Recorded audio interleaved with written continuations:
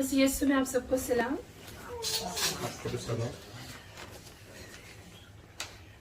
मैं एक क्वेश्चन पूछूंगी, कितने लोग खुश हैं? हम यूजुअली चर्च में जाते हैं, ये सवाल पूछा जाता है। आपको पता है क्यों पूछा जाता है ये सवाल कि कितने लोग खुश हैं? क्योंकि कुछ लोग जो है वो मजबूरी के कारण, किसी के फोर्स करने पे, किसी के लाने पर खादम नाराज ना हो जाए, चर्च में हाजिरी देनी है, या अपने जमीर की सेटिस्फैक्शन के लिए वो कहते नहीं यार एक ही तो देने चर्च जाना है, मगर वो खुदावन को ढूंढने नहीं आते, उस तड़प से, उस भूख से नहीं आते हैं, और अपनी वो खाली झोलियां उस इंटेंशन के साथ नहीं आते हैं। तो अब इस बात को जानते हुए कितने लोग खुश हैं कि वो खुदावन के घर में है?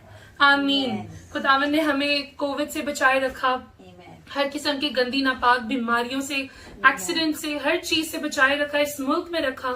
हम खुदावन की इस बात के लिए शुक्रगुजारी करते हैं। और my name is Sarah Petrus and I give thanks to the Lord and I give glory to Him that He has given me this privilege to stand today in His presence and preach His word.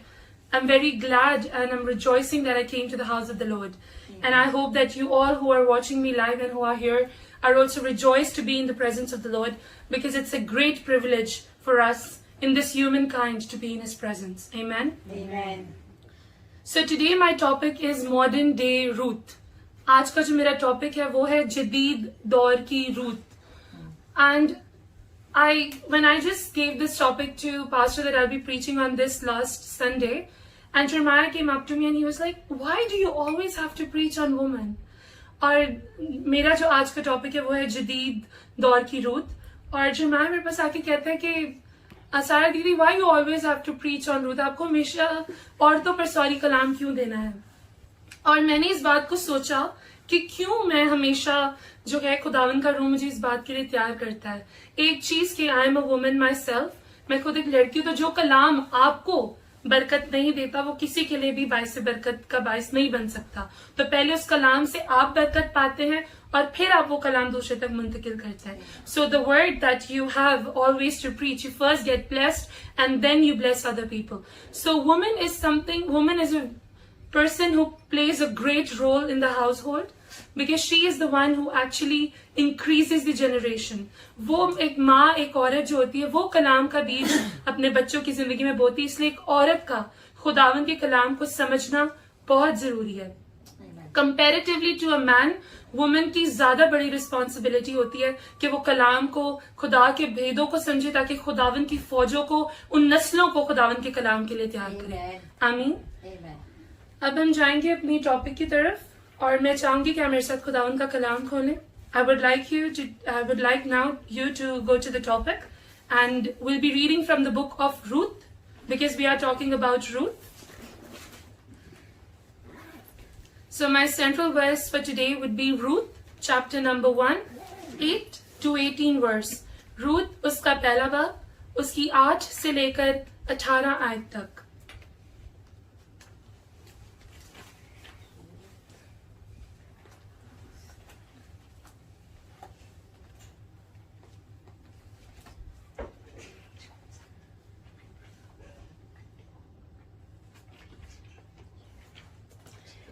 And Naomi said to her two daughters-in-law, go, return each to her mother's house. The Lord deal kindly with you as you have dealt with the dead and with me. The Lord grant that you may find rest, each in the house of her husband. So she kissed them, and they lifted up their voices and wept. And they said to her, surely we will return with you to your people. But Naomi said, turn back, my daughters. Why will you go with me? Are there still sons in my womb that they may be your husbands? Turn back, my daughters, go, for I am too old to have a husband. If I should say I have a hope, if I should have a husband tonight and should also bear sons, would you wait for them till they were grown? Would you restrain yourself from having husbands? No, my daughters, for it grieves me very much for your sakes that the hand of the Lord has gone out against me. Then they lifted up their voices and wept again, and Orpah kissed her mother-in-law, but Ruth clung to her. And she said, look, your sister-in-law has gone back to her people and to her gods. Return there, return after your sister-in-law.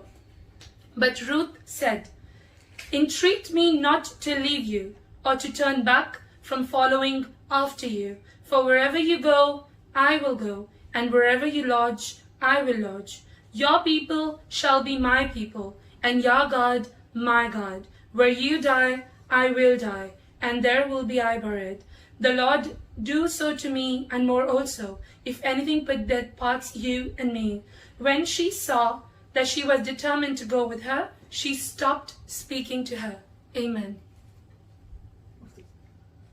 और Naomi ने अपनी दोनों बहुओं से कहा, तुम दोनों अपने अपने मेके को जाओ, जैसा तुमने मरहुमों के साथ और मेरे साथ किया, वैसे ही खुदावन तुम्हारे साथ मेहर से पेश आए।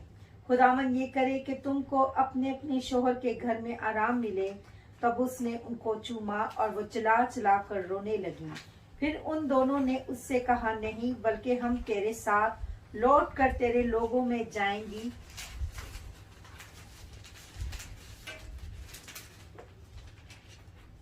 नियोमी ने कहा, ऐ मेरी बेटियों, तुम लौट जाओ, तुम मेरे साथ क्यों चलो? क्या मेरे रहम में और बेटे हैं जो तुम्हारे शोहर हों? ऐ मेरी बेटियों, लौट जाओ, अपना रास्ता लो, क्योंकि मैं ज्यादा बुढ़िया हूँ और शोहर करने के लायक नहीं। अगर मैं कहती कि मुझे उम्मीद है, बल्कि अगर आज की रात मेरे पास शोहर भी होता और मेरे लड़के पैदा होते, तो भी क्या तुम उनके बड़े होने तक इंतजार करती और शोहर को लेने से बाज रहती? नहीं मेरी बेटियों, मैं तुम्हारे सबब से ज्यादा दिलगीर हूँ, इसलिए कि खुदावंद का हाथ मेरे खिलाफ बढ़ा हुआ है। तब वो फिर चला चला कर रोई और उर्फा ने अपने सास को चूमा, पर रूत उससे लिपटी रही। तब उसने कहा, देख, तेरी जेठानी अपने कुंबे और अपने देवता के पास लौट गई, तू भी अपनी जेठानी के पीछे चली जा। और रूत ने कहा, तू मिन्नत ना कर कि मैं तुझे छोड़ूं और तेरे पीछे से लौट जाऊं, क्योंकि जहाँ तू जाएगी मैं जाऊंगी और जहाँ तू रहेगी मैं रहूंगी। तेरे लोग मेरे लोग और तेरा खुदा मेरा खुदा होगा, और जहाँ तू मरेगी मैं मरूंगी और वहीं दफन भी होंगी। खुदावन मुझसे ऐसा ही बल्कि इससे भी ज्यादा करे, अगर मौत के सिवा कोई और चीज मुझको तुझसे जुदा कर दे। जब उसने देखा कि उसने उसके साथ चलने की ठान ली है, तो उससे और कुछ ना कहा। आमीन। Hallelujah. Hallelujah. So now by reading this, we understand the setting of the book of Ruth. So what happened and where was she led to? What was her conversation with Naomi? हमने जैसे कि भी पढ़ा कि इस book की setting क्या थी और किस तरह से क्या कॉन्वर्सेशन थी नाओमी और रूथ के दरमियान में। अब अगर हम रूथ की शुरू की कुछ आयतें पढ़ें तो वहां पर लिखा है, Now it came to pass in the days, the first verse, when the judges ruled and there was a famine in the land, and a certain man of Bethlehem, Judah, went to dwell in the country of Moab. He and his wife and his 2 sons. The name of the man was Elimelech, the name of his wife was Naomi, and the names of the 2 sons were Mahlon and Chilion, Ephrathites of Bethlehem, Judah, and they went to the country of Moab. Now they took wives of the women of Moab. तो जब हम ये पढ़ते हैं तो Ruth जो थी उसका ताल्लुक इस्राएल के घराने से नहीं था, उसका ताल्लुक जो था वो मुआब से था और वो एक मुआबी औरत थी। कलाम में जब हम आगे जाके रूथ के जो है वो टोटल 4 चैप्टर्स हैं और इसके लिखने वाले जो है वो सैमुअल हैं, जिनकी आगे बुक्स है Samuel the profit, Samuel the last जज। उन्होंने जो है वो रूथ की बुक को लिखा है। The book of Ruth was written by Samuel, Samuel the prophet. We know him as a leader, we know him as a जज as well for Israel. He is the one who wrote this book. And Ruth, the book of Ruth consists of total 4 chapters. It's not a very big book, but it gives us a big lesson in life to learn from. तो हम देखते हैं कि वो एक मुआबी औरत थी और वो इस्राएली औरत नहीं थी। लेकिन जब हम अमीमेलेक के घराने को देखते हैं, नाओमी के घराने को देखते हैं, तो उनका जो ताल्लुक है वो बैतलहम यानी यहूदा से था, जो इस्राएल के एक कबीले में से था। आमीन। अगर हम देखें तो रूथ का क्या मतलब है, रूथ के नाम का मतलब क्या है। अब रूथ के नाम का मतलब मैं क्यों इसीलिए आपके होशो हवास में लाना चाहूंगी, बिकॉज बाइबल में सिर्फ 2 बुक्स हैं जो औरतों के नाम के ऊपर रखी गई हैं. एक है एस्तर की किताब और एक है रूथ की किताब. क्या सिग्निफिकेंट था? What was so important about them that the name of the book was named after the woman. It was not named after Elimelech. It was not named after Obed, the son of Ruth. It was not named after husband of Ruth, which is Boaz. Instead, it was named after Ruth. So आज हमें ये देखने की जरूरत है कि क्या significance था कि जो कलाम में उस औरत के नाम से जो है उसकी बुक थी. आमेन.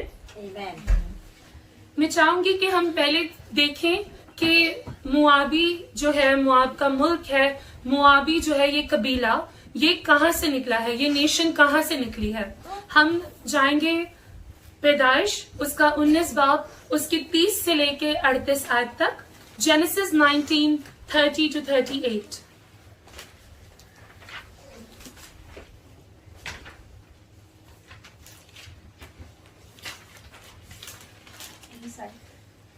जी 30 से 38 19 बाब 30 to 38 19 chapter.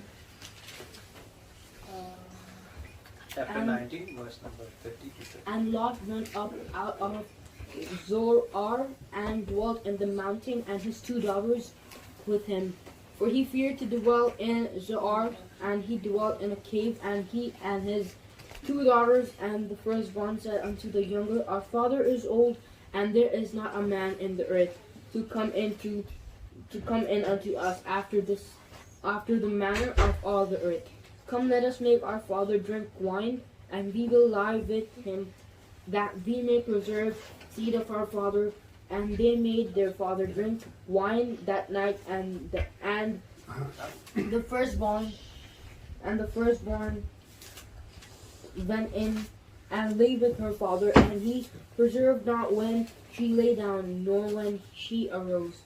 And it came to pass on the morrow that the firstborn said unto the younger, Behold, I lay yesternight with my father, let us make him drink wine this night also, and go thou in and lie with him, that we may preserve seed of our father. And they made their father drink wine that night also, and the younger arose and laid with him, and he preserved not when she lay down, nor when she arose. Thus were both the daughters of Lot with children, with child by their father. And the firstborn bare a son, and called his name Moab. The same is the father of Moabites unto this day. And the younger, she also bare a son, and called his name Benamai. The same is the father of the children of Ammon unto this day. Amen. और लूत जफर से निकलकर पहाड़ पर जा बसा, और उसकी दोनों बेटियां उसके साथ थीं, क्योंकि उसे जफर में बसते डर लगा, और वो और उसकी दोनों बेटियां एक गार में रहने लगे. तब पेलोठी ने छोटी से कहा, हमारा बाप बुढ़ा है, और जमीन पर कोई मर्द नहीं जो दुनिया के दस्तूर के मुताबिक हमारे पास आए. और हम अपने बाप को मैं पिलाएं, और उससे हम अगोश हों, ताकि अपने बाप से नस्ल बाकी रखें. सो उन्होंने उसी रात अपने बाप को मैं पिलाई, और पिलोठी अंदर गई और अपने बाप से हम अगोश हुई, पर उससे ना जाना कि वो कब लेटी और कब उठ गई. और दूसरे रोज यूं हुआ कि पिलोठी ने छोटी से कहा कि देख, कल रात को मैंने अपने बाप से हम अगोशी हुई, आओ आज रात भी उसको मैं पिलाएं, और तू भी जाकर उससे हम अगोश हो, ताकि हम अपने बाप से नस्ल बाकी रखें. सो उसने रात भी उन्होंने अपने बाप को मैं पिलाई, और छोटी गई और उससे हम अगोश हुई, पर उसने ना जाना कि वो कब लेटी और कब उठ गई. सो लूत की दोनों बेटियां अपने बाप से हामला हुई, और बड़ी के एक बेटा हुआ, और उसने उसका नाम मोआब रखा. वही मोआबियों का बाप है जो अब तक मौजूद है. और छोटी के भी एक बेटा हुआ, और उसने उसका नाम बनी आई रखा. वही बनी अमून का बाप है जो अब तक मौजूद है. Amen. Now we know that what happened when Sodom and Gomorrah was demolished and was punished by God, and that's when Lut had to leave that country, and when he left, and then the daughters saw that there were no men left, and then they wanted to have children to increase the generation.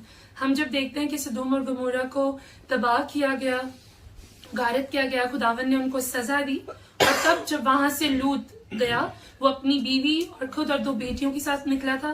पर आप जानते हैं कि जब फरिश्तों ने कहा कि पीछे ना मुड़ना, और उसकी बीवी ने पीछे मुड़ा और वो नमक की सैतून बन गई, तो पीछे सिर्फ लूत और उसकी 2 बेटियां रह गई थी। और जब हम देखते हैं कि जब उन्होंने देखा कि दुनिया में अब मर्द नहीं है, और उसके बाद उन्होंने फिर अपने बाप के साथ आगोशी की, और जो पहली बेटी थी, जो बड़ी बेटी थी, उसका जब बेटा हुआ, उसका नाम मुआब रखा, और वो आज तक जो है वो उस नेशन का बाप कहलाया जाता है, यानी मुआबियों का बाप। तब हम जानते हैं कि रूत कौन से कबीले में से थी, वो मुआबी के मुल्क में से थी, मुआबी कबीले में से थी, और ये जो है ये यहाँ से मुआबी कबीला जो था वो बर्पा हुआ और वो निकला। अब हम देखेंगे कि इसराइल में या खुदावन की नजर में मुआबी क्या थे, मुआबी कबीला क्या था, और उनकी क्या जो है वो हैसियत थी। मैं चाहूंगी कि आप मेरे साथ जाएं डिट्रोनमी 23:3-6, इस्तिश्ना उसका 23 बाब, उसके 3 से लेकर 6 आयत तक। Chapter number 23, verse number 3।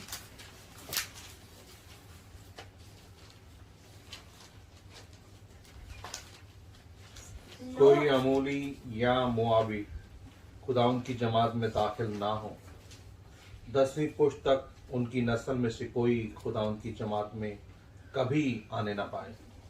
इसलिए कि जब तुम मिस्र से निकल कर आ रहे थे तो उन्होंने रोटी और पानी लेकर रास्ता में तुम्हारा इस्तकबाल नहीं किया, बल्कि बयूर के बेटे बलाम के हमोपस्निया के फतूर से उजरत पर बुलवाया ताकि वो तुझ पर लानत करे। 6। लेकिन खुदावन तेरे खुदा ने बलाम की ना सुनी, बल्कि खुदावन तेरे खुदा ने तेरे लिए उस लानत को बरकत से बदल दिया, इसलिए कि खुदावन तेरे खुदा को तुझसे मोहब्बत थी। तू अपनी जिंदगी भर कभी उनकी सलामती या सदात का ख्वाह ना होना। Amen. Amen. Deuteronomy 23:3. No Ammonite or Moabite may enter the Lord's assembly, none of their descendants, not even to the 10th generation, may ever enter the Lord's assembly. This is because they did not do with food and water on the journey after you came out of Egypt, and because Balaam son of Beor from Pethor in Aram Naharaim was hired to curse you, yet the Lord your God would not listen to Balaam, but he turned the curse into blessing for you, because the Lord your God loves you. Never seek their peace or prosperity as long as you live. Amen. Amen. Oh my God. Is it a shock? I mean, हम इस तिश्ना में ही पढ़ते हैं कि जब खुदावन जो है वो इसराइल से बात कर रहे हैं, तो खुदावन कह रहे हैं कि वो तो 10th जनरेशन, अगर आप गौर से पढ़ें तो उसकी 3री आयत में लिखा है, the last part it says that an Ammonite or Moabite shall not enter the assembly of the Lord even to the 10th generation. None of his descendants shall enter the assembly of the Lord forever. 10th जो है वो एक maximum length दी गई है, but वहां तक नहीं रुका. It says that they will not be able to enter forever. हम जब उर्दू में पढ़ते हैं तो लिखा है कि 10वीं पुश्त तक वो जो है खुदावन की हैकल में नहीं दाखिल हो सकते, लेकिन आगे लिखा है कि हमेशा तक। हम उनसे ये एक्सपेक्ट नहीं करें। अगर हम 6ठी आयत में जाते हैं तो लिखा है, You shall not seek their peace nor their prosperity all your days forever. कोई 6ठी आयत प्लीज दोबारा पढ़ सकता है? तू अपनी जिंदगी भर कभी उनकी सलामती या मादत का ख्वाह ना होना, शहादत का ख्वाह ना होना। बट हम देखते हैं कि रूत कौन थी? रूत एक मुआबी औरत थी, लेकिन क्यों शी वॉज सो स्पेशल, क्यों, क्या उसका ऐसा किरदार था, क्या उसका ऐसा एक्शन था, क्या उसने ऐसा बीज जो है वो खुदावंद के बादशाहत में बोया, या उसने ऐसा क्या काम किया इस दुनिया में कि मुआबी औरत होते हुए इतनी सख्ती का कलाम खुदावंद ने उस कौम के लिए बोलते हुए, she was one of the women जिसका जिक्र खुदावंद के नसबनामे में था, यीशु मसीह के नसबनामे में था। ऐसा उसने क्या किया, हम आज उस चीज को सीखेंगे।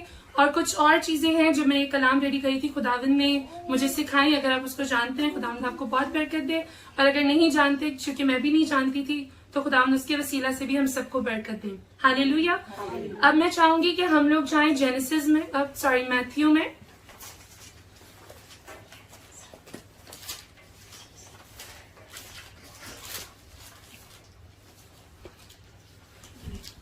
मैथ्यू चैप्टर 1 वर्स नंबर 5, मत्ती की अंजील, इसका पहला बाब और इसकी 5 आयत।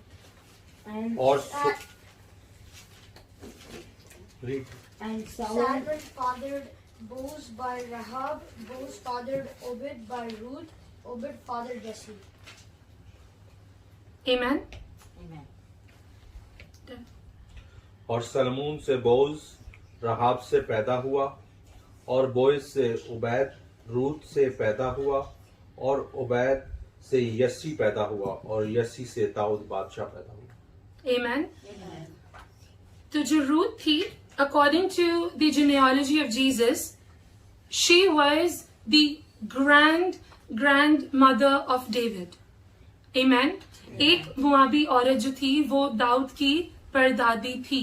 और हम जब खुदावंद यीशु मसीह का नसबनामा पढ़ते हैं, when we go through the genealogy of Jesus in the book of Matthew, we see that they've only mentioned 5 women of the Bible. They've only mentioned 5 names of the women. खुदावंद की जो यीशु मसीह का नसबनामा है, उसमें सिर्फ 5 औरतों का जिक्र है। To your surprise, उसमें सारा का जिक्र नहीं है, उसमें रेचल का जिक्र नहीं है, उसमें लिया का जिक्र नहीं है, लेकिन उन औरतों में से एक औरत रूत का भी जिक्र है। मैं क्यों ये सारी चीजों को आपके होशो हवास में लाना चाहती हूँ, ताकि हम जब रूत की जिंदगी के बारे में, उसके किरदार के बारे में, उसने जो किया अपनी जिंदगी में, हम जब उसके बारे में सीखे तो हमें उसका बैकग्राउंड पता हो, वेयर शी बिलोंग्ड फ्रॉम, कहाँ से वो थी, what she did in her life, उसने क्या अपनी जिंदगी में किया, और किस तरह से जो है वो एक्सेप्ट हुई खुदावन के हजूर। चूंकि हमने पढ़ा है कि मुआबी दाखिल नहीं हो सकते। आमीन। अब मैं चाहूंगी कि हम वापस रूत की बुक की तरफ जाएं।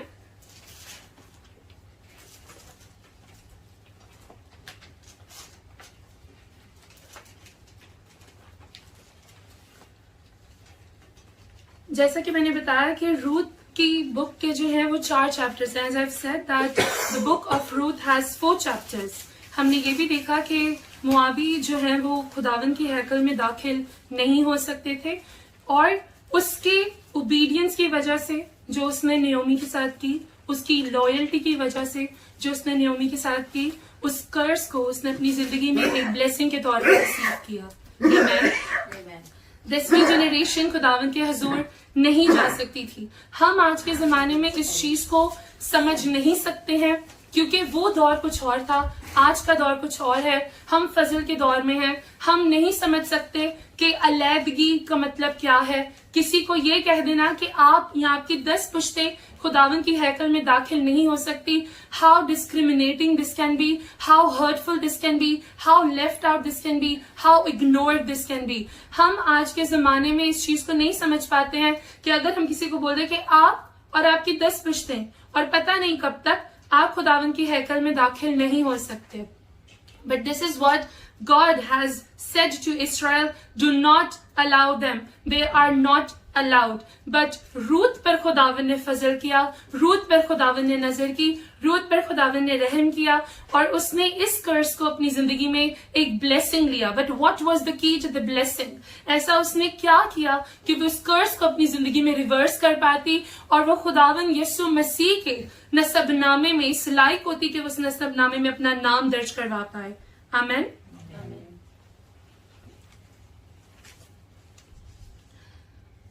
मैं चाहूंगी कि हम निकालें दूसरा सलातीन 3 बाब उसकी 26 और 27 आयत। Second Kings chapter number 3 26-27। Chapter number 3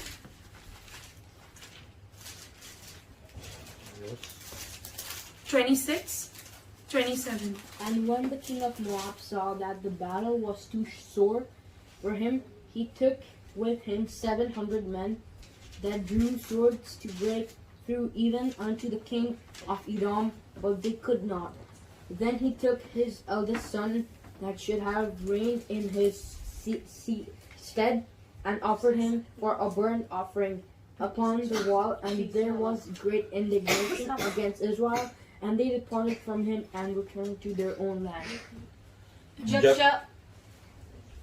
जब शाह मोआब ने देखा कि जंग उसके लिए निहायत सख्त हो गई, तो उसने 700 शमशीरजन मर्द अपने साथ लिए, ताकि सफे चीर कर सा अदूम तक जा पड़े, पर वो ऐसा ना कर सके। जब उसने अपने पलौठे बेटे को लिया जो उसकी जगह बादशाह होता, और उसे दीवार पर सौखतनी कुर्बानी के तौर पर गुजराना, यूं इसराइल पर कहर शदीद हुआ, सो वो उसके पास से हट गए और अपने मुल्क को लौट आए। Amen. If we go back and read the Jewish history, so the god of the Moabites was called Chemosh. It's Chenosh, Chemosh. मोआबियों का जो खुदा था उसका नाम था चेनोश। और हम यहाँ पर देखते हैं इसी आयत में कि वो क्या करते थे, वो अपने बच्चों की, अपने पहलौठों की बर्न्ट ऑफरिंग देते थे, वॉर्स के लिए या बादशाहत के लिए या किंगडम्स के लिए। क्या ऑफरिंग चढ़ाते थे वो अपने बाल को या अपने खुदा को? पहलौठों की, अपने बच्चों की, अपनी औलादों की।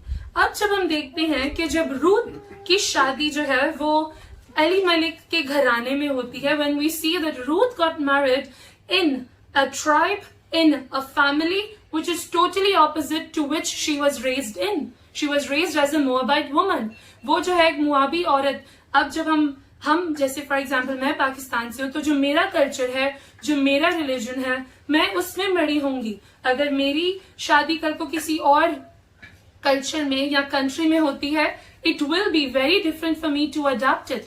और खास तौर पे इस वक्त क्योंकि मॉडर्न जमाना है और हम जो है वो काफी तौर पे जानते हैं, काफी कल्चर्स जो है वो आपस में मिल चुके हैं, it's not a big thing. But उस टाइम पे अगर हम देखें it was a big thing, क्योंकि आगे जाके जब हम second chapter, third chapter, fourth chapter में देखते हैं तो हर जगह जब वो फील्ड्स में काम करती है तो उसको बोला जाता है कि मुआबी औरत। वो उस नाम से, उस लकब से बुलाई जाती है कि शी इज फ्रॉम मोआब, वो एक मुआबी औरत है। Why was she called as a Moabite woman each time? Because that was the name that was linked with her. Why? Because of the significance that these people were not allowed in the presence of the Lord. इसीलिए हर कोई उसको इस नाम से कहता था। कोई उसको रूत नहीं कहता था, कोई उसको ये नहीं कहता था कि वो नयोमी की बहू है, कोई उसको ये नहीं कहता था वो एलीमेलेक की बहू है, उसको कहते थे कि वो एक मुआबी औरत है। उसके बाद जब हम देखें आगे जाके, when we look in chapter number 1, verse number 15, we don't have to read, I will just read it out. It says, your people should be my people and your God my God. यहाँ पर हम रूत का एक इकरार देखते हैं, उसके ईमान का एक इकरार देखते हैं, that she is saying कि तेरे लोग मेरे लोग, तेरा खुदा मेरा खुदा। She was raised to actually praise Chemosh, which was the god of that times. But what did she do? She said कि तेरा खुदा मेरा खुदा। अब अगर हम रूत के बारे में थोड़ा और देखें, if we study a bit more about Ruth, we see that she was a Moabite woman. Second, she was married to Naomi and Elimelech's son for 10 years. She was married and the name of her first husband was Mahalon. If we read, we can read in chapter number 1, verse number 2, please. Ruth or which chapter? Chapter number 1. Ruth उसका पहला बाब, इसकी दूसरी आयत।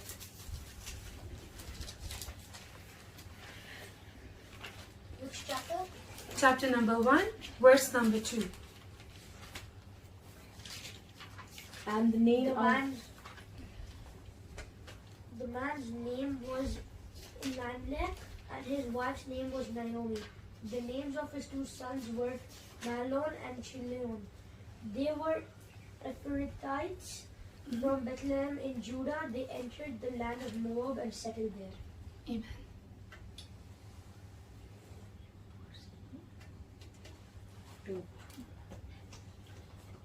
उस मर्द का नाम अलीमलेक और उसकी बीवी का नाम नुआमी था, और उसके दोनों बेटों के नाम महलून और कलियून थे।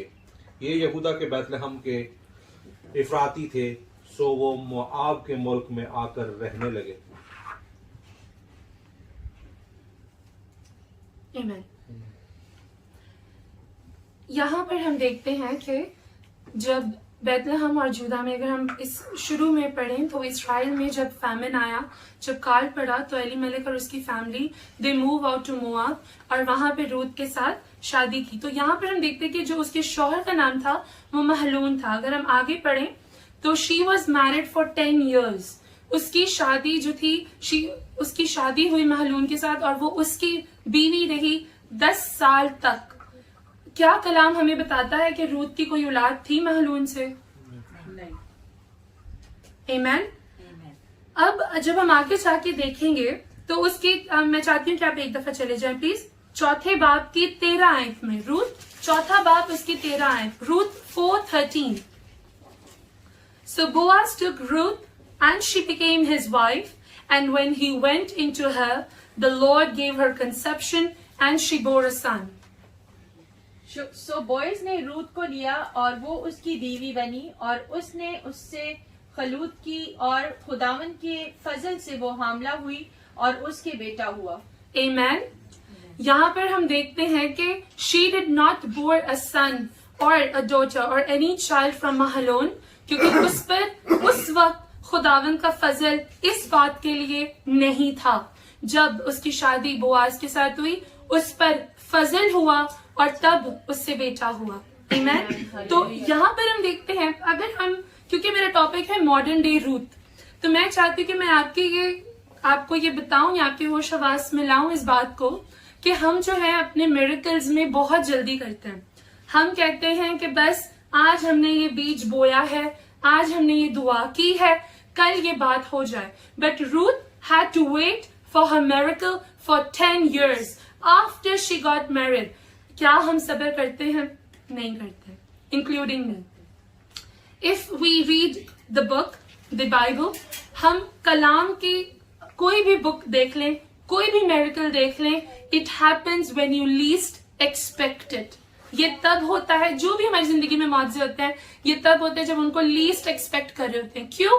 बिकॉज उस टाइम पे we lose our hopes in ourself, we lose our hope in our strengths, we lose our hope in the world, we lose our hope in people, we lose everything in our life, and that's when we are hoping on him and he shows himself on us. Hallelujah. खुदावन तब मौजा करता है जब हम उसको least expect कर रहे होते हैं अपने लाइफ में, और तब खुदावन अपना जलाल जाहिर करता है। हम रूथ की जिंदगी में देखें कि जब वो नियोमी के घर से निकलती है, when she leaves her house, when she leaves with Naomi towards Bethlehem from Moab, वो ये नहीं कहती है कि मैं तेरे लोगों में जाऊंगी, मैं तेरे खुदा को अपना खुदा मानूंगी और मैं तेरे जहां तू मरेगी वहां नहीं मरूंगी, अपने शौहर के घर मरूंगी। She did not go out with a planning कि मैं दूसरी शादी करूंगी। She did not have that thoughts because Bible does not say that. उसकी ये सोच नहीं थी कि she will get married, she will meet Boaz. शायद उस टाइम पे उसको पता भी ना हो कि इनका कोई करीबी रिश्तेदार भी है जहां पर नाओमी जा रही है। सो God showed his mercy on her when she least expected it. Hallelujah. हम देखते हैं कि Ruth's life was not easy. Was it easy? No. It was full of hardship. Why? There was a famine, and that's when the family moved out from Bethlehem, Judah to Moab. जब एक मुल्क में काल आता है, हम immigrate कब होते हैं? हम उस जगह से मूव कब होते हैं? जब हमारे पास बहुत पैसे हो? नहीं। जब हमारे पास कुछ ना हो, हम कहते हैं यार दूसरे मुल्क में जाके ट्राई करते हैं, शायद हमारी लिविंग वहां पे हो जाए, शायद हम। काल का लफ्ज और फैमिन का लफ्ज जो है वो बहुत स्ट्रॉन्ग वर्ड है। ये तब होता है जब कुछ ना रहे, कोई उम्मीद ना रहे, उसे कहते हैं काल पड़ना, फैमिन पड़ना, कोई होप ना नजर आना। उस नो होप में जब वो निकले वहां से और मोआब में आए, मोआब में माइग्रेट हुए, which means they when Ruth married them, may be उनके पास कुछ ना हो, may be they were not so very wealthy, may be they were not so very rich. जब रूथ की शादी हुई है महलून के साथ, एलीमेलेक के खानदान में, तो उसकी वो इतने ज्यादा रिच नहीं थे, वो इतने ज्यादा शायद उस टाइम पे उस तरह से, क्योंकि हम जब अपनी जहां पर हम गिरते हैं फाइनेंसेस में, हमें वहां पे रिवाइव होते हुए टाइम लगता है। So they may have took some time. तो हम देखते हैं her life was not easy. हम देखते हैं कि जब उसकी शादी हुई, उसका जो ससुर था या जो उसका फादर इन लॉ था वो नहीं था, क्योंकि कलाम हमें कहता है कि न्योमी थी और एलीमेलेक था और उसके 2 बेटे थे। जब एलीमेलेक की डेथ हुई उसके बाद जो है वो रूथ की और ओफ्रा की जो है वो शादी हुई उनके बेटों के साथ। So there were 3 women and 2 men in the house. Hallelujah. हम आगे ये भी देखते हैं कि उसकी एक हार्डशिप ये भी थी कि she was married for 10 years and she did not have a child. आज के जमाना में is it easy for the woman who is not able to bore a child इस जमाना में रहना? It is not easy. हमें हमारा खानदान नहीं छोड़ता, हमें हमारा कुंभा नहीं छोड़ता, हमें हमारी कम्युनिटी नहीं छोड़ती। वैसे कहने को हम कहते हैं कि नहीं कोई बात नहीं, खुदावन की मर्जी है, लेकिन हम उस टॉन्ट को मारने से बाज नहीं आते, चाहे हम मुंह पे करें या हम पीछे करें। सो हम देखते हैं कि she was going through so much. और आज अगर हम एक उस टाइम की रूथ को अपने ऊपर लेके सोचें, she got married to a person, she was faithful to that person, she was loyal to her household, to her in laws. क्यों? Because her loyalty is seen over the 4 chapters. She was loyal. She did not go out and marry somebody else. वो उसने किसी और के साथ जाके उसके जीते जी शादी नहीं की कि मेरी औलाद नहीं है. She struggled with the hardship. She struggled with what God has kept on her. क्योंकि जब उसने ये लफ्ज बोला तो उसने बड़े ईमान से न्योमी को बोला. The way the author writes it, the way Samuel writes it, बहुत आप उसमें अगर देखें कॉमा, अपॉस्ट्रोफी, ये चीजें जो है ये कलाम में बहुत वाज़े तौर पे इसलिए लिखी जाती हैं ताकि इन प्रोनाउंसिएशंस को हम उस तरह से पढ़ेंगे. It says your people shall be my people and your God comma my God. Amen. तेरा खुदा मेरा खुदा. सो इधर हम देखते हैं she did not say it in one line, she meant it when you say it. जब आप एक चीज को लाउडली बोलकर उसको स्पेस देकर बीच में बात करते हैं. तानी मम्मा इंग्लिश की टीचर है, शी विल नो के how the pronunciation marks, question mark, इनका कितना सिग्निफिकेंस होता है जब आप इंग्लिश में सेंटेंस बनाएं या किसी से बात करें. So she meant what she was saying. कैसे? How did she know the God of Israel? How did she know the God of Naomi? कैसे उसको पता था कि इजराइल का खुदावंद कौन है? किस तरह से उसने इस तरह से भरोसा किया. अब जब मैं रूथ के लाइफ के बारे में स्टडी कर रही थी तो कुछ स्कॉलर्स हैं जिन्होंने ज्यूइश बुक जो है उसको कहते हैं रूथ राबा. आप इसको चेक भी कर सकते हो गूगल पर. It's Ruth Rabbah. और वहां पे लिखा है कि रूथ एंड ऑफ्रा वर रियल सिस्टर्स. वो दोनों सगी बहनें थी. Second, okay this is gonna surprise you, they were the daughters of the king of Eglon. If you want you can check. वो बादशाह की बेटियां थी दोनों as per the Jewish history. तो आप ये सोचो जस्ट फॉर अ मोमेंट कि आपके पेरेंट्स बादशाह हैं उस मुल्क के and still you choose to be with your mother in law, जिसको जो कई सालों बाद अपने घर वापस जा रही है. उसको पता भी नहीं है कि वो जगह जो पहले उसकी थी, अगर थी तो वो अभी भी होगी कि नहीं. But she dependent on her, she dependent on God. She said your God is my God. Hallelujah. ये उसका ईमान था, ये उसकी लॉयल्टी थी, ये उसकी ओबीडियंस थी कि जब उसने अपने हस्बैंड के साथ वाउज लिए. आज भी हस्बैंड और वाइफ वाउज लेते हैं दुख सुख में और बीमारी हाली में हर वक्त. बट क्या उस तरह से हम निभा पाते हैं? नहीं. मैंने कई दफा हमारी लाइफ में देखा है, आजकल इवन एशियन कल्चर में बहुत नॉर्मल है, बहुत कम ऐसी डॉटर इन लॉज होती है, बहुत कम ऐसी बहुएं होती हैं जो अपने शौहर की डेथ के बाद इस चीज को लें कि नहीं मैं अपनी सास के साथ रहूंगी. क्योंकि रूथ जानती थी कि नेओमी के साथ कोई मर्द नहीं है, वो बूढ़ी है, वो किस तरह से करेगी. उसने वो एहसास मंदी के साथ, so this was one of her character, she was a compassionate woman, वो एक ऐसी औरत थी जिसको हमदर्दी का पता था, she knew what relationships meant in her life, उसको पता था कि उसने किस तरह से अपने रिलेशनशिप्स को ऑनर करना है, क्योंकि खुदावन के हजूर जब हम कोई वादा लेते हैं, कोई कवेनेंट लेते हैं, किसी रिश्ते में बनते हैं, it's not just for that time.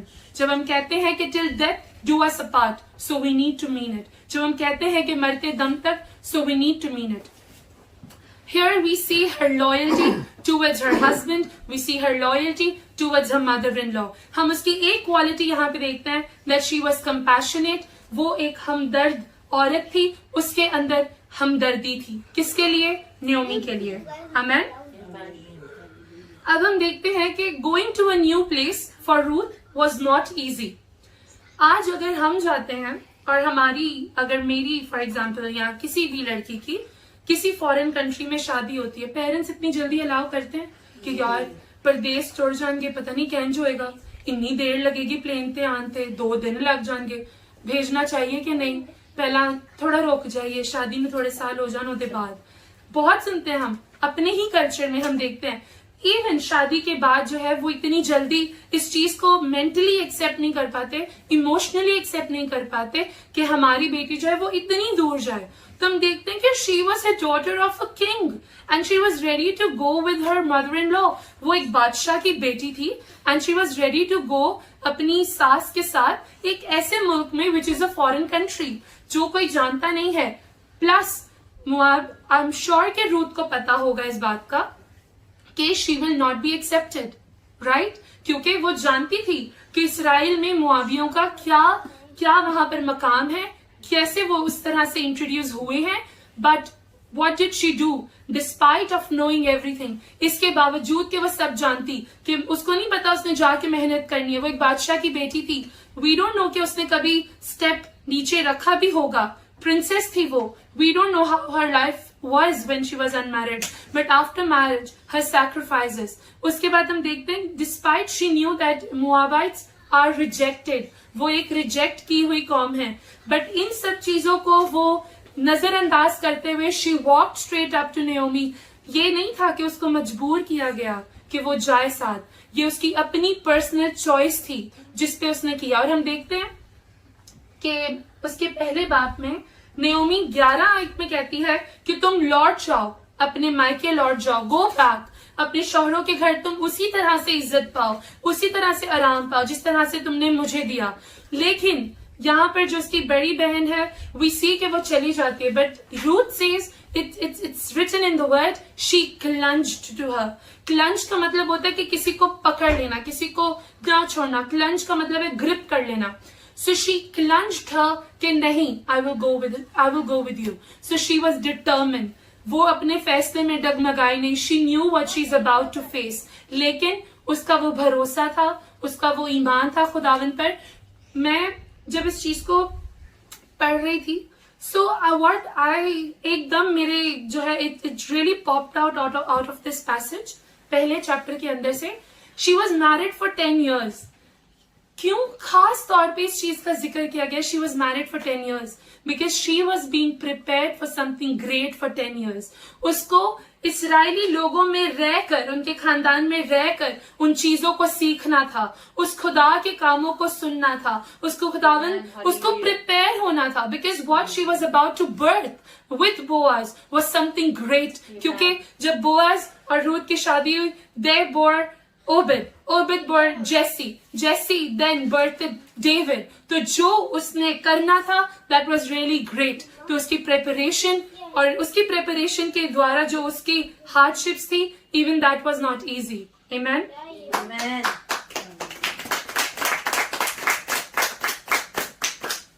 Today being why my topic is a modern day Ruth, क्योंकि आज हम लड़कियों को, हम इवन यंग वुमेन या मैरिड वुमेन या विडो वुमेन जो भी हैं, उनको ये चीज को समझने की जरूरत है कि why Ruth standed out of all the women in the Bible. क्यों उसका जिक्र खुदावन के नसबनामा में किया गया? Because of her character, because of her obedience, because of her loyalty, because of how she was, because of her compassionate heart. क्यों उसका जिक्र है खुदावन के कलाम में, इस खुदावन यीशु मसीह के नसबनामा में? इसीलिए बिकॉज वो एक हमदर्द औरत थी, शी वॉज लॉयल, वो एक वफादार थी. ऐसा क्या उसने किया? लाइक हम देखते हैं it's a very small thing. हम किसी को भी जनरली बोलें या किसी से भी बात करें, आजकल इट्स वेरी नॉर्मल कि ठीक है, ओके बोल देना. उस टाइम लाइक फॉर एग्जाम्पल आज के जमाना में अगर मैं बोलूं कि your God will be my God, और मेरा बिल्कुल अलग मजहब हो, मेरा बिल्कुल अलग सिटी हो, मेरी बिल्कुल अलग कंट्री हो, ऐसी your God is my God is a very big thing. But उस टाइम पे उसने कुछ ना सोचा कि वो मर सकती है, उसने कुछ ना सोचा कोई इस पे जानलेवा हमला कर सकता है, उसने कुछ ना सोचा शी विल बी रिजेक्टेड. ऐसा भी हो सकता है कि उसको जो है वो इस्राइल से बाहर निकाला जा सकता था, but she ignored everything and she walked with her. Amen. अब मैं आपको जो है कुछ और क्वालिटीज रूथ की बताना चाहूंगी जो आज हमारी लाइफ में being a modern day girl, modern day Ruth आज जो है किस तरह से हम बन सकते हैं, किन चीजों को अपनी लाइफ में हम ला सकते हैं ताकि हम खुदावन के कलाम को उस तरह से समझें, और ताकि हम अपनी, क्योंकि रूथ को जब हम पढ़ते हैं तो हम देखते हैं कि there are many things that are missing from our life. Even जब मैं ये कलाम रेडी कर रही थी, मैंने भी बहुत सारी चीजें जो हैं इसमें से सीखी, और मैं चाहती हूँ मैं उन बातों को आप तक मुंतकिल करूं, बिकॉज इस कलाम ने मुझे चेंज किया, मुझे बरकत दी, और मैं चाहती हूँ खुदावंद आपको भी इस कलाम के वसीला से बरकत दे. आमीन. सबसे पहले हम देखते हैं कि शी वाज, उसका एक कंपैशनेट हार्ट था, और उसकी ये क्वालिटी थी कि she is a compassionate woman. और सेकंड है एन अनफेलिंग डिवोशन. कोई मुझे बताएगा अनफेलिंग डिवोशन क्या होता है इन उर्दू?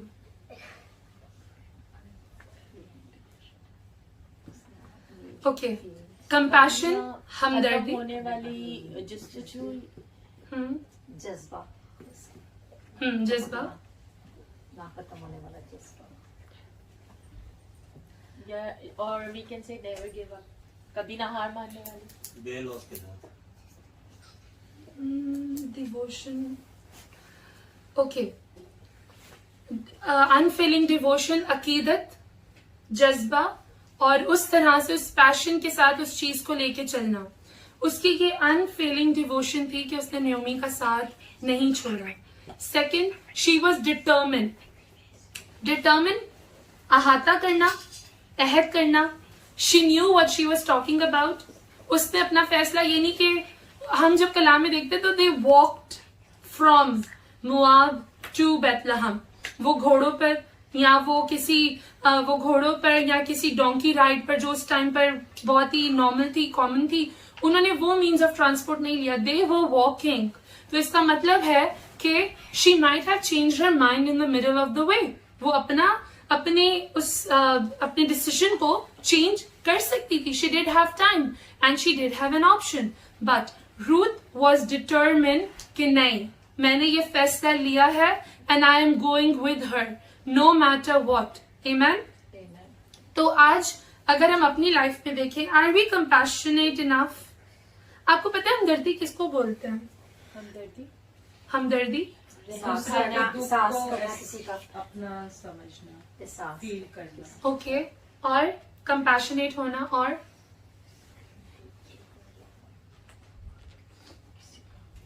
किसी से प्यार हो तो तब भी हमदर्दी होती है. और anything else? दर्द को अपना समझना इज हमदर्दी.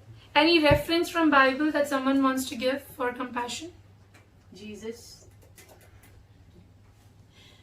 खुदा ने हमेशा गरीब लोगों को की हमदर्दी की थी, उनको दुख से, उनको तकलीफों से, डीमन से, सबसे उनके दुख देख के उनको छुड़ाया था. Compassion is different, sympathy is different, and empathy is different. Please be clear everything. Compassion and sympathy is different. Sympathy is हमदर्दी, compassion is a thirst. Compassionate, thirst भरा दे. So Ruth was compassionate उसका तरस भरा दिल था, उसने न्योमी पर तरस खाया, उस चीज पर तरस खाया। जब हम कलाम में भी पढ़ते हैं, देयर आर सम रेफरेंसेस जो हम अंजीलों में पढ़ते हैं कि खुदावन ने देखा और तरस खाया। So Lord had a compassionate heart, और तब खुदावन ने उस टाइम पर भी मौजज़े किए। ठीक है, हम यहाँ पर देखते हैं this was one of the character जो खुदावन यीशु मसीह में भी हम देखते हैं कि जो रूत के अंदर था, और ये आज हमारे अंदर भी होना चाहिए। किसी के लिए सिंपैथी रखना, किसी के लिए कंपैशनेट होना is one of the characters जो आज हमारी जिंदगियों में होना चाहिए, क्योंकि ये जरूरी है। खुदावन का कलाम कहता है रहम करो ताकि तुम पे रहम किया जाए। B merciful so you will also have mercy of the Lord. आज हमें ये जरूरत है कि वो अपनी ऐशो इशरत में, अपनी लाइफ में जा सकती थी, but she chose to have a compassion on Naomi, उसके हालातों पर, and she chose to be with her. और हम दूसरा देखते हैं दैट शी वाज डिटरमिन्ड। अच्छा, अभी जब हम देखते हैं नए अहदनामा में अबाउट पीटर, पतरस के हवाला से, क्या उसके पहले ही स्टेप में ही was very determined to be with Jesus? Was he determined? क्या हम ये लफ्ज उसके लिए इस्तेमाल कर सकते हैं that from the very first phase या the very first meeting with Jesus वो डिटरमिन था कि वो खुदावन के कलाम को फैलाएगा? Do we see it? नहीं। कलाम हमें कहता है कि उसने खुदावन का 3 दफा, यीशु मसीह का 3 दफा इनकार किया। So he was not determined. So but we need to learn today कि जब हम अपने कोई फैसले लेते हैं, खास तौर I am talking about our callings, हमें हमारी कॉलिंग्स का पता है। We have been prophesied over. Pastor ji ने भी कई दफा he prayed and he told your calling. आपको अपनी लाइफ में पता है, क्योंकि कॉलिंग जो है, जो खुदावंद हमारी जिंदगी में देता है, उसकी ग्लिम्प्स, उसकी ग्लांसेस आपकी लाइफ से बचपन से नजर आती हैं। किस तरह से हम देखते हैं, कुछ बच्चे छोटे होने से वो वर्शिप में बहुत ध्यान से गीत गाते हैं, बहुत जल्दी सीख लेते हैं, ए वड्डा होके परस्तार बनेगा। ठीक है, क्यों? बिकॉज जो कॉलिंग होती है वो बचपन से हमारी लाइफ में नजर आती है। यस, इसमें पेरेंट्स की भी अपब्रिंगिंग बहुत जरूरी है to what, to reform that calling, उस कॉलिंग को तराशने के लिए। But we see that calling is in us, but are we determined enough? Are we, क्या हम इस तरह का पुख्ते अहद करते हैं खुदावन के हजूर कि खुदावन नहीं, no matter what, I know you have chosen me, this is my calling, ये मेरा फैसला है खुदावन और मैं ये करूंगा? नहीं करते हैं हम, मैं खुद भी नहीं करती हूँ, and this is not right. Because जब वो खुदावन के उस रास्ते पर चल पड़ी कि न्योमी तेरे लोग मेरे लोग, तेरा खुदा मेरा खुदा, तो उसने ये नहीं सोचा कि उसके साथ क्या होगा।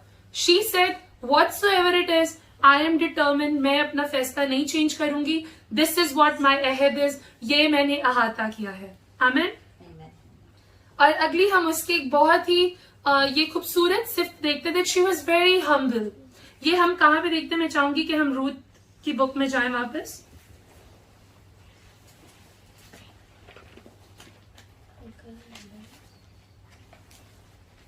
और हम देखेंगे उसका दूसरा बाब और उसकी 5वीं आयत। Ruth chapter number 2 verse number 5। Boaz asked his servant who was in charge of the harvesters, whose young woman is this?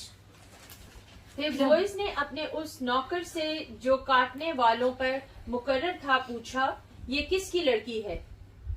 Okay, sorry, एक सेकंड।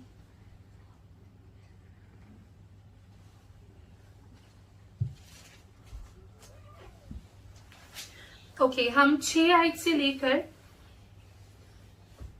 हम लोग पढ़ेंगे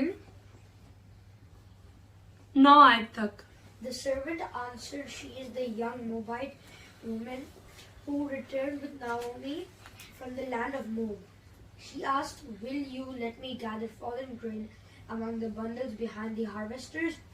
She came and has remained from early morning until now, except that she rested a little in the shelter. Then Boaz said to Ruth, listen, my daughter, don't go and gather grain in another field, and don't leave this one, but stay here close to my female servants. See which field they are harvesting and follow them. Haven't I ordered the young men not to touch you? When you are thirsty, go and drink from the jar the young men have filled. Okay. उस नौकर ने जो काटने वालों पर मुकर्रर था जवाब दिया, ये वो मोआबी लड़की है जो नोमी के साथ मोआब के मुल्क से आई है। उसने मुझसे कहा था कि मुझको जरा काटने वालों के पीछे पोलियों के बीच बालें चुनकर जमा करने दे। सो ये आकर सुबह से अब तक यहीं रही, फक्त जरा सी देर घर में ठहरी थी। तब बोएज ने रूथ से कहा, आई मेरी बेटी, क्या तुझे सुनाई नहीं देता? तू दूसरे खेत में बालें चुनने को ना जाना और ना यहाँ से निकलना, बल्कि मेरी छोकरियों के साथ साथ रहना। इस खेत पर जिसे वो काटते हैं तेरी आंखें जमी रहें और तू इन्हीं के पीछे पीछे चलना। क्या मैंने इन जवानों को हुक्म नहीं किया कि वो तुझे ना छुएं? और जब तू प्यासी हो तो बर्तनों के पास जाकर उसी पानी में से पीना जो मेरे जवानों ने भरा है। Amen. Now if we see here, in Urdu it's very much clear comparatively to English Bible. It says कि वो पीछे रही. She was humble. वो ये नहीं कि it was her first day of the work और वो आगे बढ़कर she was doing a lot of work, but instead she was humble और वो पीछे रही और she was waiting for the instructions. और आगे जाकर जब हम देखते हैं, जब बोआज ने ये सारे अलाउंसेस उसको दिए कि उसको जब बोआज ने अपने नौकरों को बोला कि उन जवानों को बोला जो उसके साथ काम कर रहे थे कि इसको जो है वो एक्स्ट्रा 3 जो है वो लेके जाने देना, 3 एक्स्ट्रा जो वहां पर वो रीपिंग के लिए था, थ्रेशिंग फ्लोर पर वो लेके जाने देना 3 गुना ज्यादा। उसके बाद हम देखते हैं कि उसने उनको सबको बोला nobody will touch her, nobody will go close to her। ये सारी चीजों के बाद भी we see रूथ का वहां पे एटीट्यूड चेंज नहीं हुआ। She was still humble. जिस तरह वो फर्स्ट सेटिंग में थी, जिस तरह वो पहले थी when she stepped into the field, उसका जो एटीट्यूड था वो उसी तरह से हम्बल था जब उसके बोआज के मर्सीफुल वर्ड्स के बाद था। She was humble. हम आज क्या करते हैं, अगर हमें एक एप्रिसिएशन मिल जाए जॉब पर, ओ भाई आज मुझे एप्रिसिएशन मिली, हमारा एटीट्यूड यूं चेंज होता है। We are not humble any more then, हमारे में एरोगेंसी आ जाती है। Even if it's for a day we become arrogant. हाँ भाई मेरी एप्रिसिएशन आई है, मेरा KPI बहुत अच्छा आया है, तेरा इतना अच्छा नहीं हुआ, बॉस ने मेरी तारीफ की है सबके सामने, he appreciated me in front of everyone. Our attitude changes in anything. और coming back to the household life, हम अपनी लाइफ में हम्बल नहीं रहते। फॉर एग्जाम्पल, बहू ने अगर अपने mother in law father in law के लिए कुछ कर दिया है, कोई अच्छी मतलब कोई काम कर दिया है या कोई चीज ले दी है या कुछ, वो सारी जिंदगी उनको जिताएगी कि भाई मैंने बोला था तो हस्बैंड ने ये चीज लेके दी है। She is not humble any more, she is not, her gratitude is not there. वो उस एटीट्यूड में नहीं रह पाती है, वो हम्बल नहीं रहती है। यहाँ पर जब हम देखते हैं रूथ वॉज हम्बल। अब हम्बलनेस जो है ना, it's often misunderstood being weak, या शायद कोई बहुत आराम से बहुत नीचे होकर बात करे ना, कोई लड़की या कोई भी, तो हम सोचते हैं यार इनमें शायद गाली करनी आती, बहुत लो स्टीम है इसमें, बड़ी वीक है। It's not that, it's the attitude. क्योंकि खुदावन का कलाम कहता है हाँ की जगह हाँ और ना की जगह ना, एक्स्ट्रा नहीं बोलना चाहिए। So this is what she was humble, she was quiet, she was, although she would have been misunderstood. हम जहाँ पर कई जगह पर काम करने जाते हैं तो जो बहुत कम बात करे, जो बहुत अलग अलग रहे, वी ऑलवेज मिसअंडरस्टूड कि यार लगता है इसका या तो सेल्स वगैरह अच्छे नहीं जा रहे हैं या तो कि बहुत चुप है या पता नहीं क्या मसला है इसके साथ। But that is humbleness. You keep quiet, आप अपने स्टीम में रहते हो, you know what you are, but आप उसको शेख ही नहीं मारते हो। उसने शेख ही नहीं मारी जब बोआज ने उसको बोला कि ये सारी चीजें, ये सारी तेरे लिए एक्सेप्शन है। ये सब एक्सेप्शन थे, बोआज ने किसी और के लिए नहीं बोला, उसके लिए बोला कि तुझे कोई ना छुए, तू पीछे रहे, तो हमारे साथ आके खाना खाए। ये सारी एक्सेप्शंस थे और किसी के लिए नहीं था, बट स्टिल उसने शेख ही नहीं मारी। तो अगर आज खुदावंद आपको मौका देता है कि आप नेकी करें किसी के लिए, आप अपने बच्चों के लिए करें, अपने इन लॉज के लिए करें, अपने हस्बैंड के लिए करें, आप शेख ही नहीं मारे, क्योंकि अगर तू नेकी करना जानता और तू नहीं करता तो तू गुनाह करता है। तो जो अपॉर्चुनिटीज खुदावंद हमें देता है नेकियों की, वो खुदावंद का रहम है, वो खुदावंद का फजल है। खुदावंद सबको नहीं देता है अपॉर्चुनिटी। तो अगर खुदावंद आज आपको देने वाले हाथ बना रहा है तो be humble in your self, अपनी हम्बलनेस को आप रखें, क्योंकि ये attitude, this is one of the thing जो खुदावंद हमें हमारे में से चाह रहा है।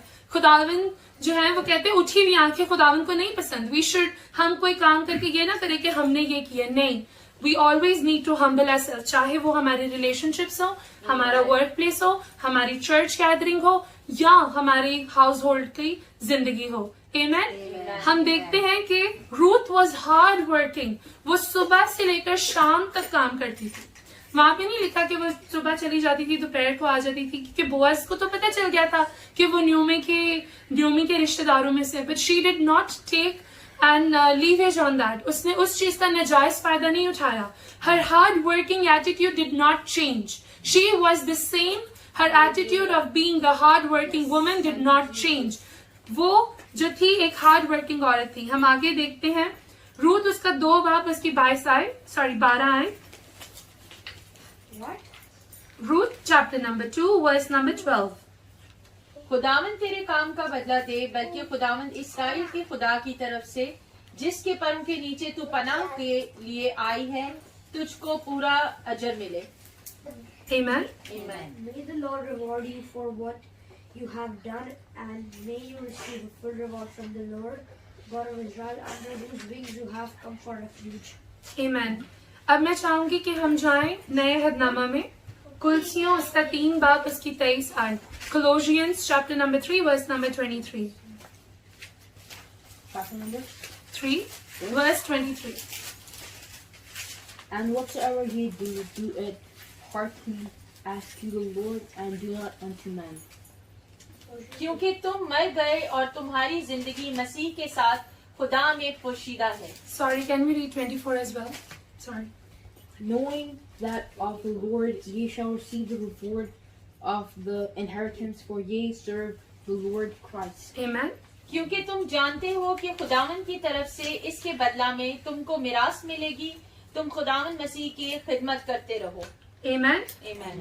अब हम जब यहाँ पे पढ़ते हैं और हम जब उस वर्स के साथ देखते हैं तो इट्स द सेम ब्लेसिंग जो कि बोआज उसको कह रहा है, the Lord repay your work and full reward be given you by the Lord God of Israel under whose wings you have come for refuge. तो जब हम देखते हैं जो वो खेत में जाती है, और अगर हम न्योमी उसका दूसरे बात के शुरू में जब न्योमी रूथ को कहती है कि तू, अच्छा सबसे पहले रूथ जो है वो परमिशन लेती है न्योमी से कि अगर तुम मुझे इजाजत दे तो मैं खेत में जाकर काम करूं। वो सबसे पहले इजाजत लेती है, ठीक है। हम दूसरी चीज यहाँ पर देखते हैं अबाउट हार्ड वर्किंग। उसका एक जो है उसकी एक सिफ्त ये भी थी कि वो एक मेहनती औरत थी। और हम क्या देखते हैं कि जब बोआज ने आके देखा तो किस चीज ने बोआज की अटेंशन ली, उसके हार्ड वर्क ने, because she was working from the morning to the dusk. She was working, she was hard working. और आगे हम देखते हैं कि खुदावंद का कलाम कहता है कुलसियों उसका 3 बाप उसकी 23 आयत में, and whatever you do it heartily as to the Lord and not to the men. अगर हम देखें तो यहाँ पे इसका वही एटीट्यूड था। हम जब किसी कंपनी में जाते हैं हमें पता है कि इस कंपनी का ओनर कौन है, हमें इंटरव्यू में पता होता है इस कंपनी का मैनेजर कौन है, but she just walked into a field. वो रैंडमली एक फील्ड में चले गई जब वो देख रही थी लोगों को काम करते हुए। She did not know who is the owner, she was not looking for a recognition from a man. वो किसी ऑनर से या मैनेजर से या उस खेत के ओनर से वो रिकग्निशन नहीं ढूंढ रही थी कि कोई मुझे देखे और मुझे बोले कि मैं कितनी मेहनती हूँ। वो इस कलाम को अपनी जिंदगी में लेकर चल रही थी कि उसने खुदावंद जो वो सर्व करिए, जो वो काम करिए, वो खुदावंद के लिए करिए। और सेकंड चीज अगर हम देखते हैं कि वो जब खाती थी उसमें से थोड़ा पोर्शन बचा लेती थी, उसके बाद जब वो घर जाती थी तो वो फिर भी थोड़ा पोर्शन अपने साथ लेके जाते साथ अपनी मदर इन लॉ न्योमी को देती थी। तो हम यहाँ पे देखते हैं कि शी वॉज हार्ड वर्किंग। सबसे पहले उसके ज़हन में ये चीज होगी कि मुझे मेहनत करनी है खुदावंद के लिए, किसी को दिखाने के लिए नहीं। And second, for her mother in law. So she was a hard working woman.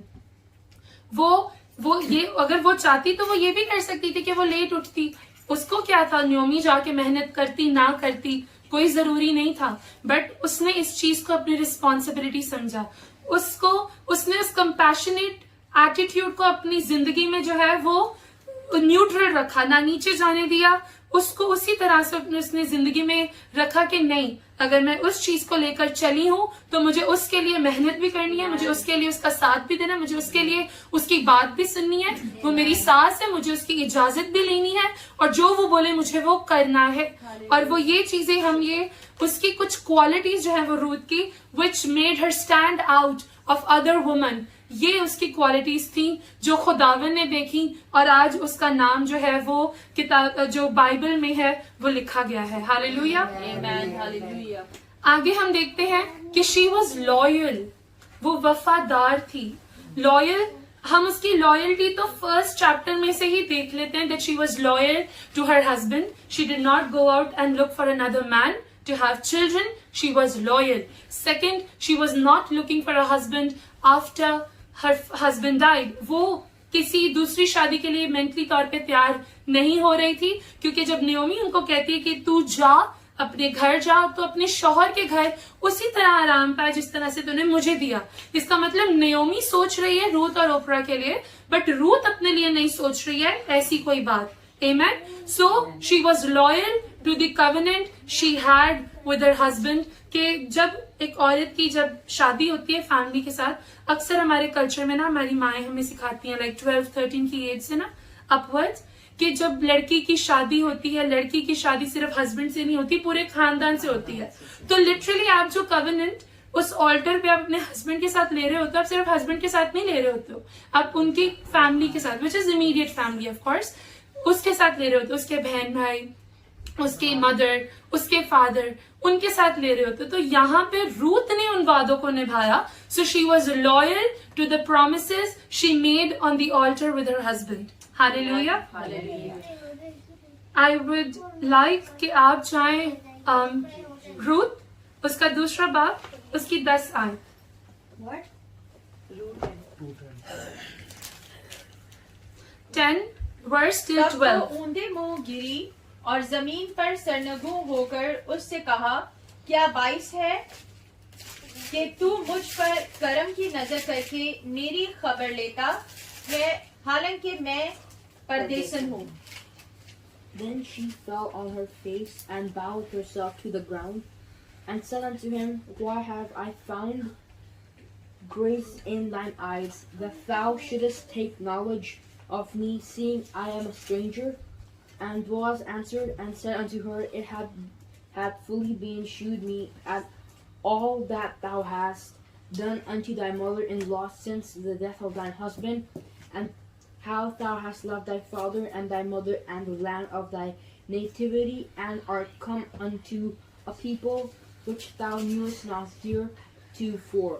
The Lord recompense thy work and a full reward by grieving thee of the Lord God of Israel, under whose wings thou art come to trust. Amen. Amen. मैं चाहूंगी मैं 11 और 12 दो बाब की 11 और 12 है। Boys ने उसे जवाब दिया कि जो कुछ तूने अपने खुदा खाबंद के मरने के बाद अपनी सास के साथ किया है, वो सब मुझे पूरे तौर पर बताया गया है, कि तूने कैसे अपने माँ बाप और जात भूम को छोड़ा और उन लोगों में जिनको तू इससे पेशतर ना जानती थी आई। खुदावंद तेरे काम का बदला दे, बल्कि खुदावंद इस्राएल के खुदा की तरफ से जिसके परों के नीचे तू पनाह के लिए आई है, तुझको पूरा अजर मिले। आमीन। Amen. अब यहाँ पर जब हम देखते हैं in the verse chapter number 2 verse number 10 to 12, what caught the eye of Boaz. पहली चीज कि शी वाज हार्ड वर्किंग, उसने उसकी मेहनत को देखा, उसने उसकी काइंडनेस, उसने उसकी हार्ड वर्क, उसकी हम्बलनेस को देखा कि वो पीछे पीछे है, हार्ड वर्क कर रही है। This was the first point. और उसने किसी को बुलाकर पूछा कि कौन है औरत, नंबर 1। नंबर 2, जब उसको पता चला कि ये रूथ है नेओमी की बहू, उसके बाद वो कहता है कि, और जब रूथ उससे पूछते कि ये सारी बातों के बाद कि कोई तुझे ना छुए तो हमारे साथ आके खाना खा, ये सारे जब एक्सेप्शंस दिए गए रूथ डिड नॉट नो कि ये कौन है, क्योंकि अब तक ये पहला दिन था। अगर हम देखें तो कि अब तक घर नहीं गई थी, क्योंकि जब वो घर जाती है वो नयोमी को बताती है, उसके बाद नयोमी उसको इंट्रोड्यूस करवाती कि बोआज हमारा करीबी रिश्तेदार है। सो अब तक she doesn't know why Boaz is being so merciful towards her. She doesn't know why all this is suddenly happening. It's just her first day on the field. But kyun?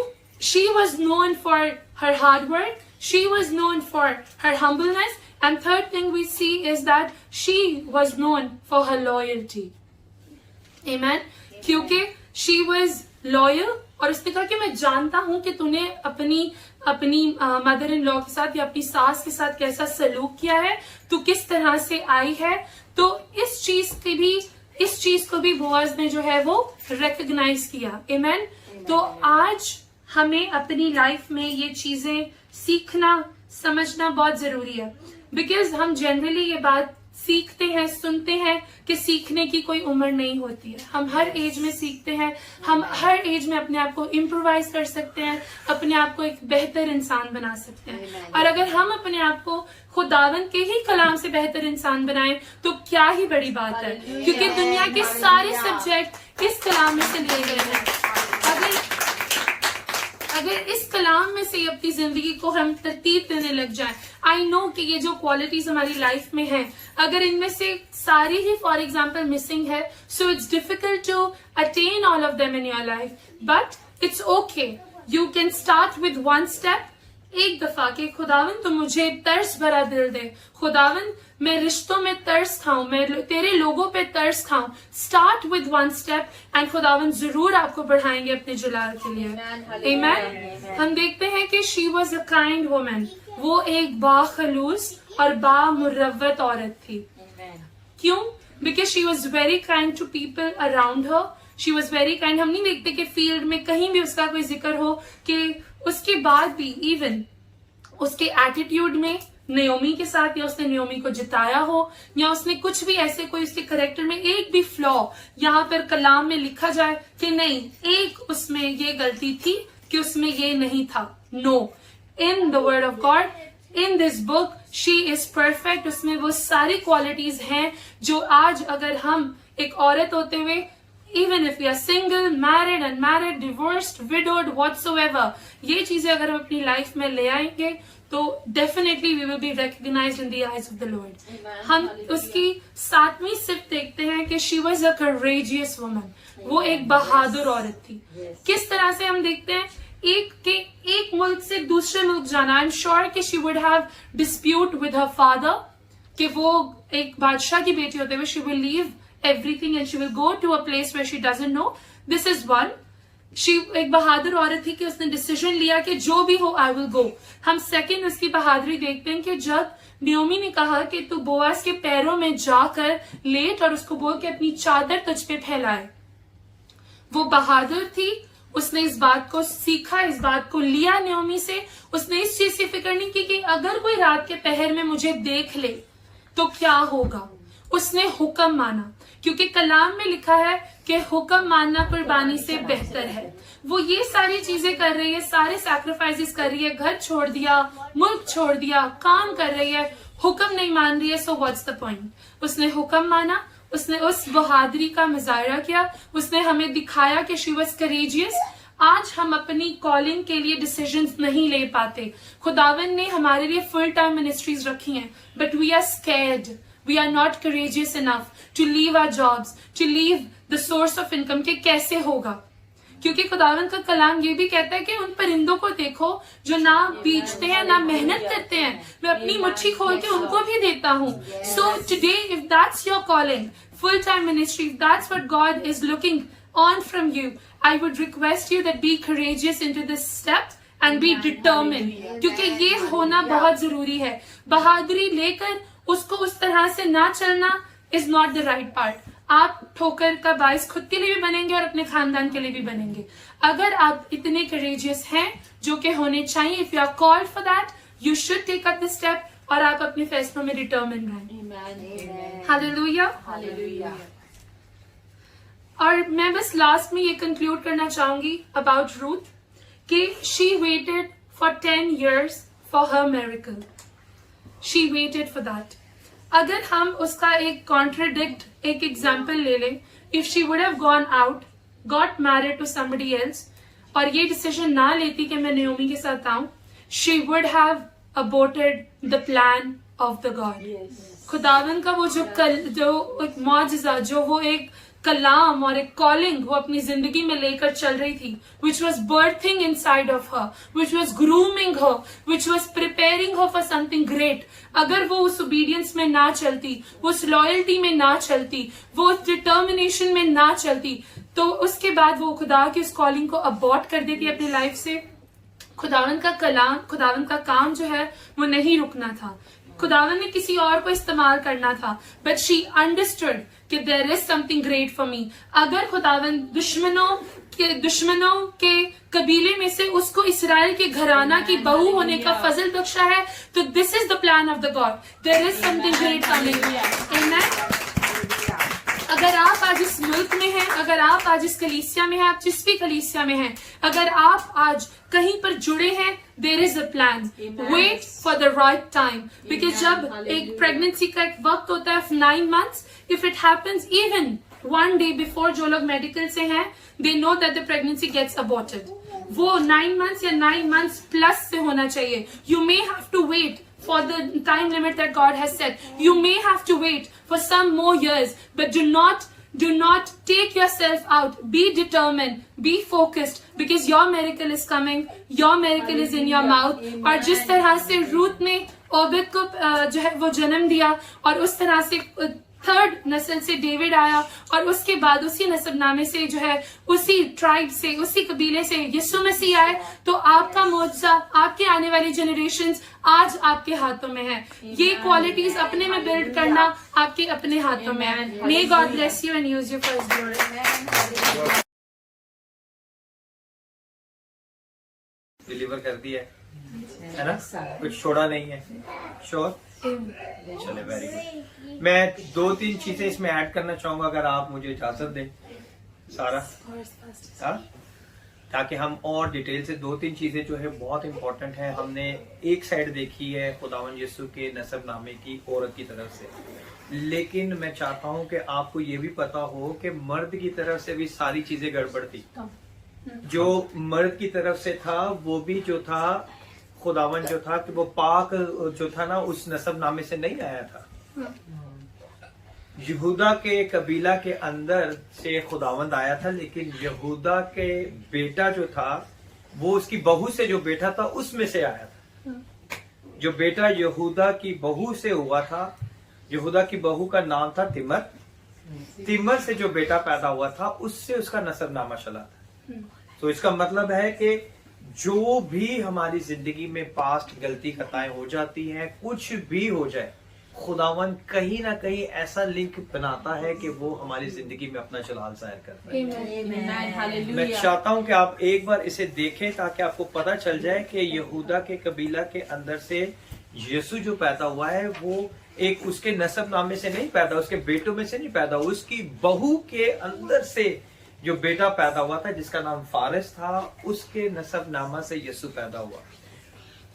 ये पैदाइश 38 जो है, इसकी जो लास्ट जो है आयत है, मैं चाहूंगा कि आप इसे एक बार देख लें।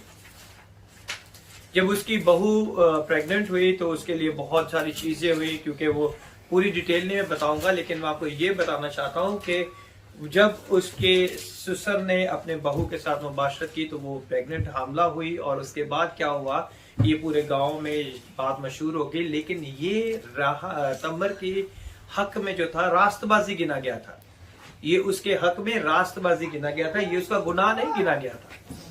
ये याद रखना कि ये उसके हक में रास्तबाजी गिना गया था, ये उसका गुनाह नहीं गिना गया था। क्यों गुनाह नहीं किया था? क्योंकि वो रास्तबाज थी, उसने वेट किया था, जो उसके लिए कानून था उसने इसका वेट किया था। लेकिन उसके ससुर ने चीटिंग की, उसने कहा 2 बेटे मर गए, ये ना हो कि अब कुछ और हो जाए, तो उसने उससे जो था जान छुड़ाने की कोशिश की। लेकिन लिखा हुआ है कि जब उन दोनों ने मुबाशरत की तो उसके बाद उसकी 29वीं आयत में क्या लिखा हुआ है, कि कोई पढ़ना चाहे तो पढ़ सकता है।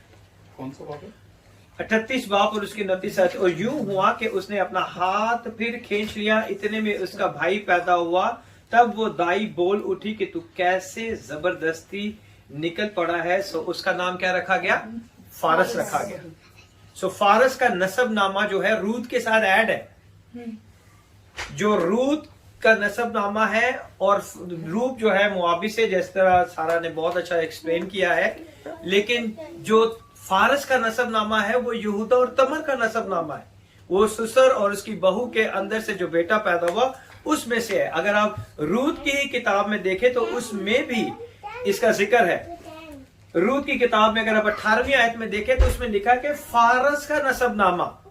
सो खुदावन यीशु जो है वो खाली सिर्फ मुआबी से नहीं पैदा हुआ, बल्कि उस घराने से भी पैदा हुआ जहां सारी चीजें धर्म भरम हुई थी, जहां रिश्तों की कोई अहमियत नहीं थी, जहां रिश्तों में कुछ भी नहीं था।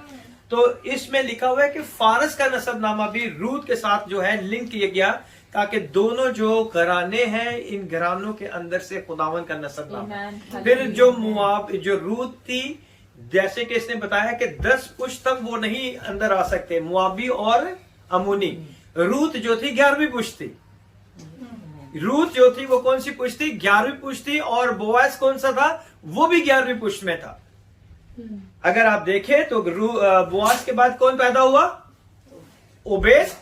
ओबेद कौन सी पुश्त हो गया? 12वीं। और ओबेद से कौन पैदा हुआ? ओबेद से यसी पैदा हुआ। यसी कौन सी पुश्त होगी? 13वीं। और उसके बाद कौन पैदा हुआ? दाऊद।